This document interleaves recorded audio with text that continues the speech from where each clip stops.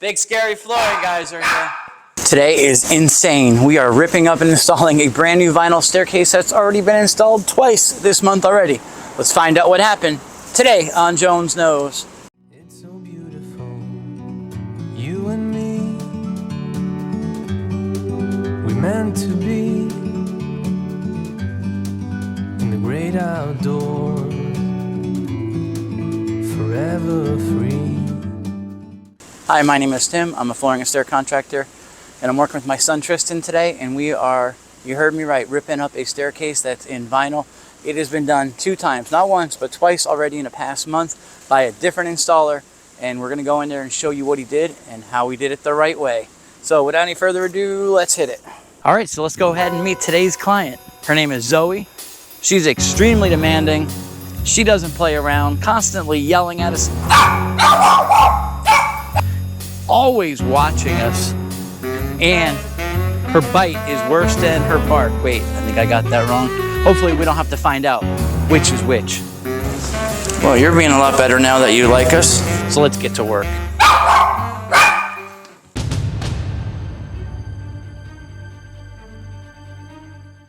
So here's the staircase. It has been a real horror story for my client. Right off the bat, the bottom step is 3-pieced. Look. This is a step just like the rest of the staircase, and the rest of the staircase only has 1 piece of flooring across. So 3 pieces just ain't gonna fly on this step. That is unprofessional, looks like crap, and over time those little pieces will probably come loose. We just started ripping it apart, and it came up really easy because I didn't take the padding off the back of the boards. As we go up the staircase, you notice all this excess smear all over the steps. That is residue from silicone. They used the silicone to fill the gaps in between the boards when they didn't close all the way.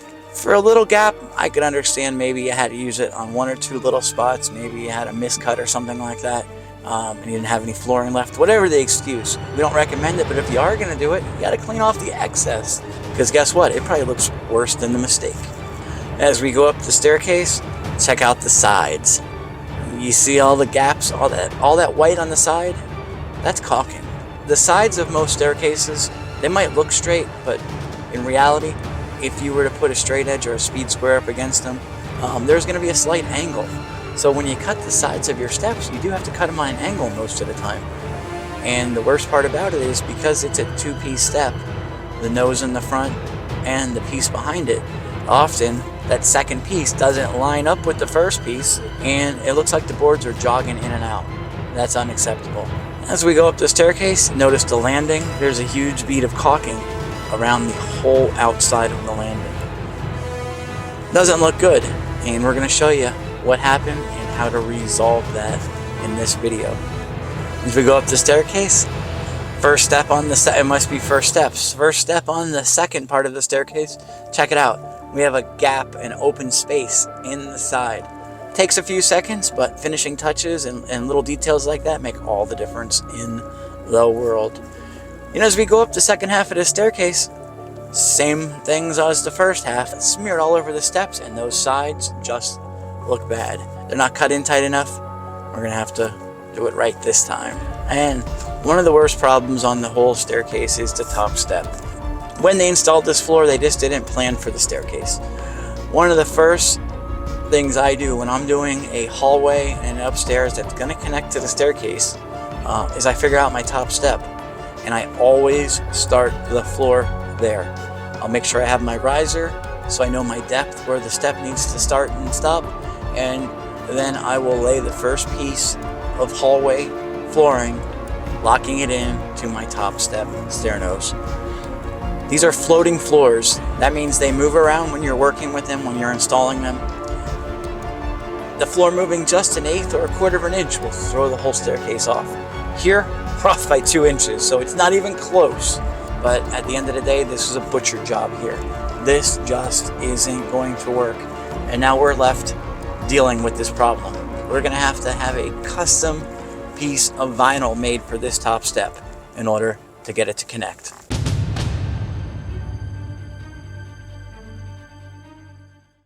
So this staircase is a total loss. We had to demo the entire thing, and we can't even reuse the material because it's all cut incorrectly. So let me show you how we did it the right way to prevent these problems from happening again. First of all, we cut templates out of the scrap material to get all of our boards nice and tight on the sides and on the bottom step here, as well as this top step. By creating templates, we're not going to waste any unnecessary planks, and it allows us to control the angle on the sides. We can figure out the actual angle. How about that? No unnecessary caulking is going to be needed this time. Next, we removed all the padding from the planks, like my son is doing here.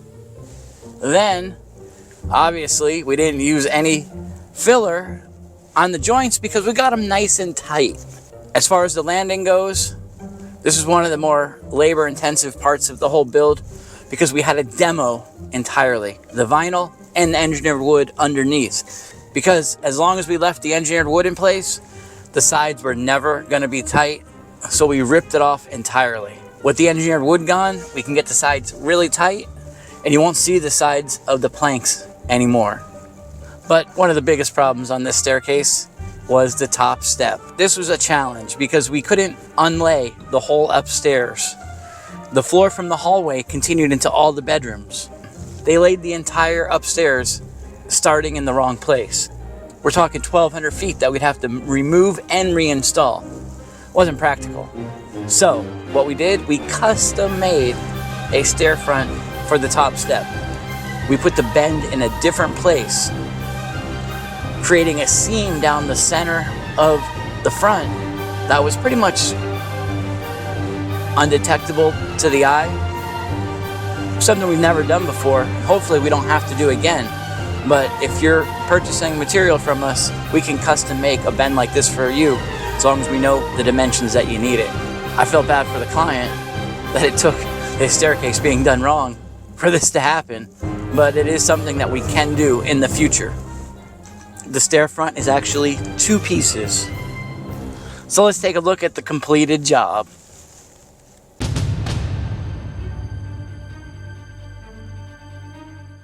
Wow, so if you want a staircase like this for your home with these special fabricated fronts, drop us a line. We're happy to ship it to you anywhere in the world. We can either buy your vinyl here and send it back to you already made, or you can ship us your vinyl.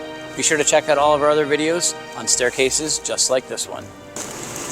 All right, what a difference, huh? What a difference a day makes. Well, 3 days.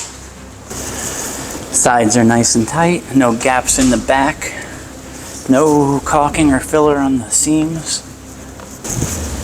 I actually have a reveal here. It's not the easiest curve to make, but it's not the only curve. That curve might be small. It's almost more incredible. No gap. I used to be able to stick my finger in the side of this guy. Look at that curve. Is that even possible to cut like that? Curved cutting. Look at those sides. So tight. Wow, what a difference. What do you think, buddy? No barks for me? He's like, I'm happy. I could go back up the stairs. Wow, this is not rocket science. This is vinyl flooring, and it's really not that hard to do. If you follow these simple steps that we showed you, this is going to be one of the easiest staircases you can do when you're doing bent vinyl. If you enjoyed this video, be sure to check out all of our other content. We have lots of great videos on bent vinyl, laminate floors, wood floors, and much, much more. But please like, share, tell your friends and family, and of course, if you already haven't, take out your favorite floor and mount and smash that subscribe button so you don't miss any future content. Thanks for watching. You tell her, Ginger. No, I don't think so, Missy. That's Zoe. She don't play. You protect the house, Zoe. It's your house. Good watchdog.